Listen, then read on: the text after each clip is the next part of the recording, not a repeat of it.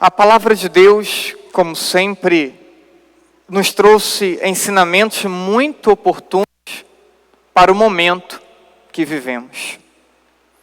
Contemplemos o Evangelho de São Mateus, capítulo 14. Vamos olhar para as imagens que ele nos apresenta. A primeira grande imagem é a imagem da barca. E a imagem da barca, tradicionalmente, é a imagem da igreja. Até porque nesta barca está Pedro. Mas podemos imaginar essa barca como a vida de cada um de nós.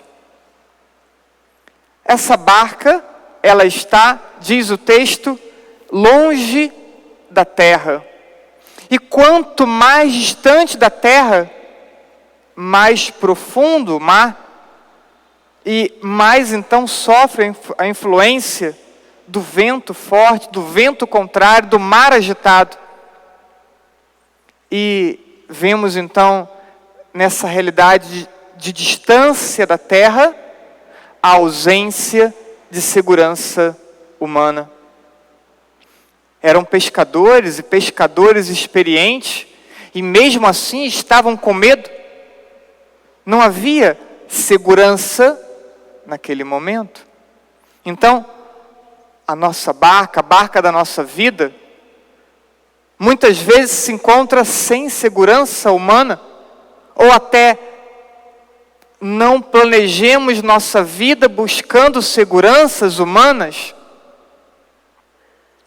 E essa barca, que estava longe da terra, então, agitada pelo vento, o mar revolto.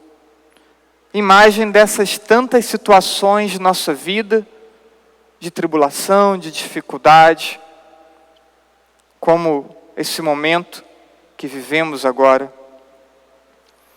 Mas queria me deter em um quarto elemento, o horário. Tudo isso acontece por volta das 3 horas da manhã ou da madrugada.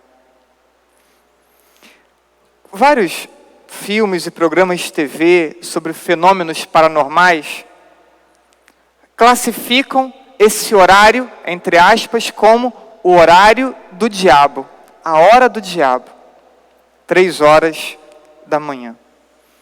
Entre 3 e 4, ou entre meia-noite e 3 horas.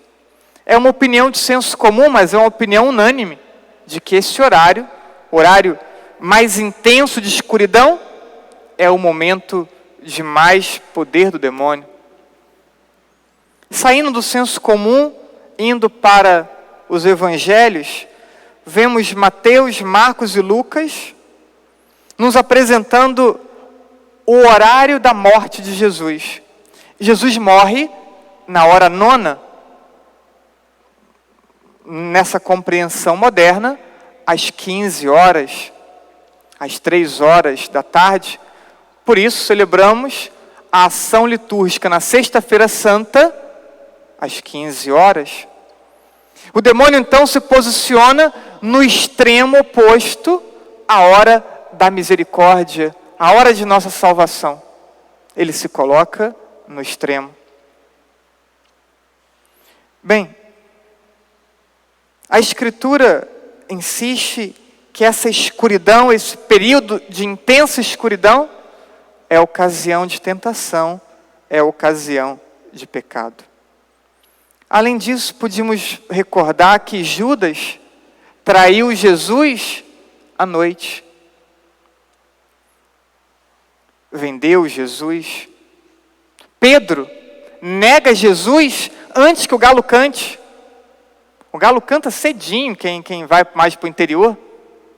Então, antes do galo, talvez próximo a esse horário, Jesus foi julgado no Sinédrio por volta deste horário. Ainda podemos pensar que se dormimos meia-noite, acordamos às 6, 7 da manhã, o horário do sono mais profundo é justamente esse horário. E quanto mais profundo o sono, mais expostos, menos atentos, e um despertar ou um despertar súbito pode desestabilizar nossa noite, repercutir ao longo do dia. Só para fazer algumas considerações sobre o horário das 3 horas da manhã. E 3 horas da manhã, o mar agitado e os discípulos de Jesus aflitos com o mar agitado. E nesse mesmo horário, com os discípulos aflitos, o mar agitado, Jesus vem caminhando sobre as águas. E vem caminhando sobre as águas em direção aos seus discípulos. Em direção à barca que é agitada pelo mar e pelo vento. E a ideia que passa para nós é que não tem dia e não tem hora. Deus sempre é mais poderoso que o demônio. Não há escuridão que resista àquele que é a luz do mundo. Em meio à escuridão, brilha a luz de Cristo. Luz que rompe a escuridão e que acalma a agitação do mar e silencia o vento. Que imagem bonita. E aqui precisamos ter atenção. Jesus entra na vida, dá força, traz calmaria interior, vence as tentações de quem o procura com sinceridade, generosidade e decisão. Já disse muitas vezes para vocês, muitos na igreja não estão decididos por Deus. E Deus, Ele vai colocar como limite da sua ação a própria abertura de coração da pessoa. O espaço que cada um de nós damos a Deus para agir e influenciar a nossa vida. Então, muitos, não estando decididos por Deus, acabam impedindo que Deus haja em suas vidas. Parece fácil compreender isso. Dou menos espaço a Deus, Deus age menos na vida. Embora as pessoas, e tantas, estão na igreja, têm consciência de não viverem a radicalidade proposta pela palavra de Deus, mas querem exigir que Deus atenda todos os seus pedidos, mesmo contrários à fé tantas vezes. Jesus participa da vida de quem sabe priorizar Deus, de quem sabe viver da fé, viver para a fé. E quem vive da fé, quem vive para a fé, sabe dedicar espaço à oração. E assim começa o Evangelho de hoje, fazendo menção ao Evangelho da semana passada. Aquela multidão que foi alimentada por Jesus, 5.000 homens, sem contar mulheres e crianças. E ele despede a multidão. Despede os discípulos, pede que atravesse o mar e fica só. E só se retira em oração.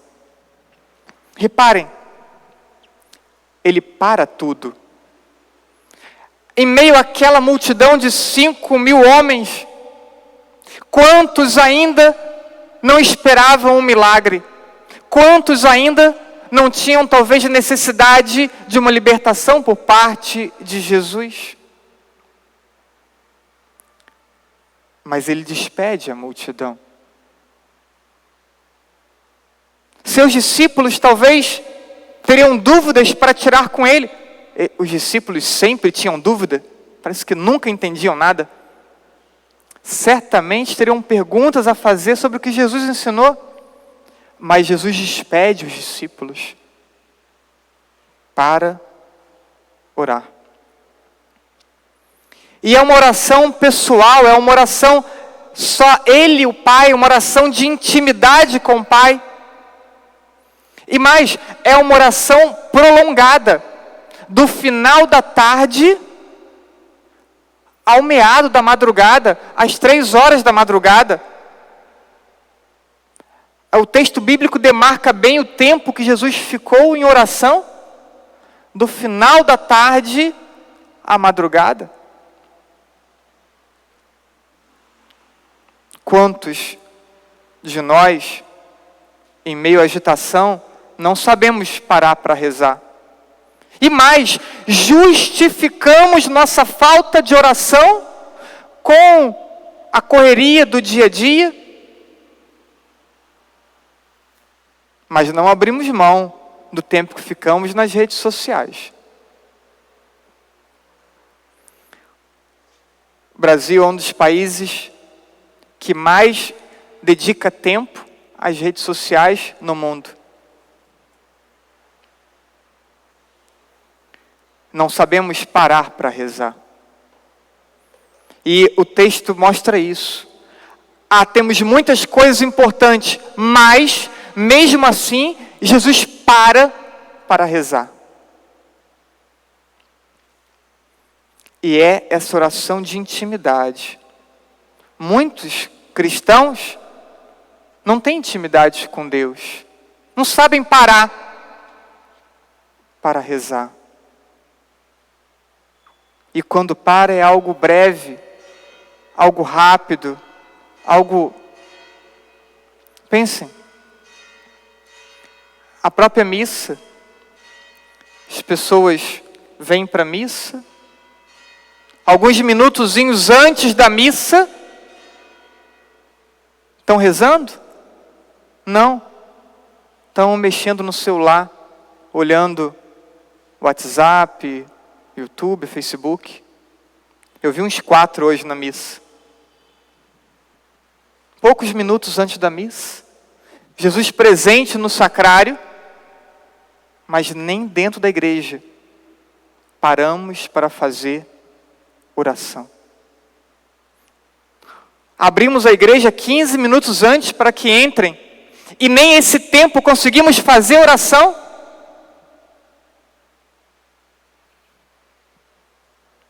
Primeira leitura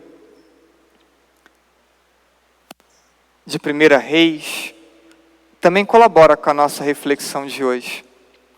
O profeta está em busca de Deus.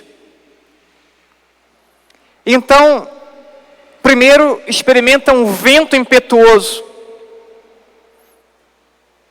E esse vento impetuoso é justamente essa imagem dessa agitação e dessa correria que a gente vive. E diz o texto: Deus não estava no vento impetuoso. E depois veio o tremor, o terremoto. E o terremoto, imagem dos nossos impulsos, um descontrole em nossos impulsos. Falamos sem pensar, decidimos sem pensar, e frequentemente nos arrependemos do que falamos e nos arrependemos do que decidimos, porque agimos por impulso. E Deus não está no tremor, Deus não está no terremoto, Deus não está nas decisões tomadas por impulso. E depois veio o fogo. O fogo, a imagem das paixões descontroladas. Não sabemos amar. Primeiro, não sabemos amar porque Deus não é o primeiro na nossa vida. E aí, já não sabemos amar porque Deus não está no topo de nossas prioridades. Não sabemos amar porque queremos amar apenas quem temos afinidade. Nós não temos disposição de amar a todos. Temos disposição de amar a quem temos afinidade. a quem temos afinidade, nós toleramos, respeitamos, temos mais paciência, né? Até perdoamos, mas a quem temos afinidade. Enquanto o mandamento é amar a todos, incluindo inimigos. E no amor se compreende também o perdão. E o perdão em uma medida sem limite, 70 vezes 7 ao dia. Então não sabemos amar. Isso para não falar na falta de castidade, nos casais de namorados, de noivos e na própria vida matrimonial. Quantos casais comungam em pecado por não terem castidade no seu matrimônio e serão responsabilizados por isso. E por fim, diz o texto bíblico,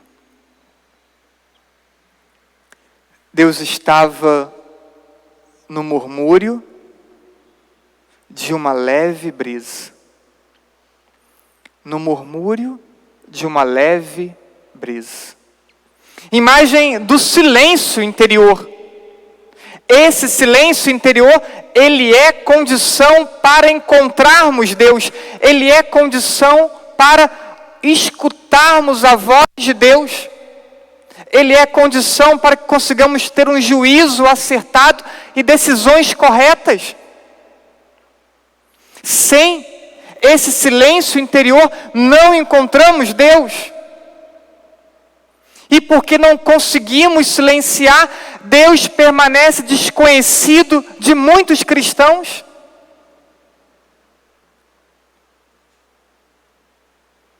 Muitos cristãos não conhecem Deus. E por não conhecer, não tem intimidade, não consegue se relacionar com Deus, não consegue confiar em Deus, porque não conhece. Não se relaciona, não dialoga com Deus. Veja, é necessário um silêncio interior para perceber esse murmúrio de uma leve brisa, que é a presença de Deus.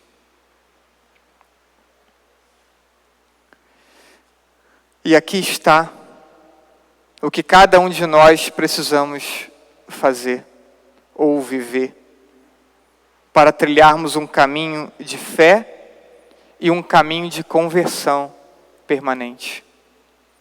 Aprender a nos silenciar, aprendermos a parar a vida para a oração,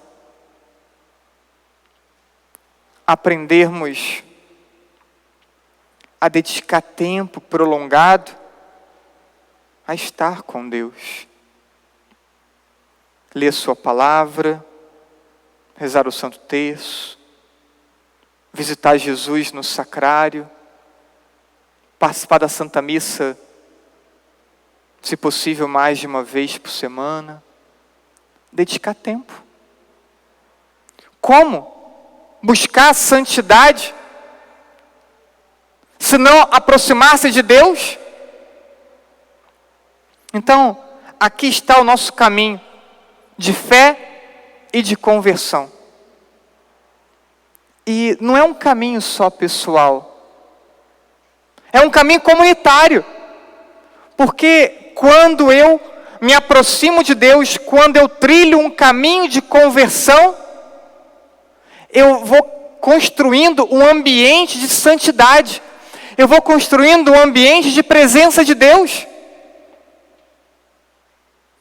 O pecado divide, o pecado rompe e a graça de Deus congrega. E quando eu consigo ir vencendo o pecado na minha vida, eu vou deixando de ser instrumento de divisão e passo a ser um instrumento de comunhão. Então, o seu caminho e o meu caminho individual de conversão é o caminho que edifica a comunidade. É o caminho que constrói a comunidade. Uma comunidade onde seus membros não buscam a santidade será sempre uma comunidade dividida.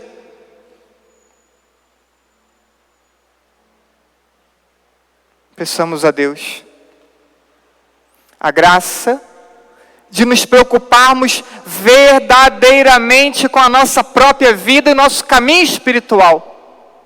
Não basta estar na igreja, não basta vir à missa, porque podemos ter igrejas cheias de pessoas que não querem se converter.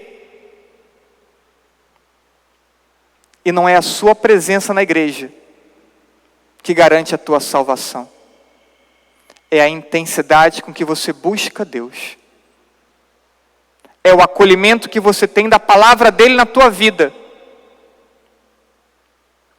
E é a disposição de mudar tudo o que tiver que ser mudado. Que Deus nos ajude, a todos nós, assim seja. Amém.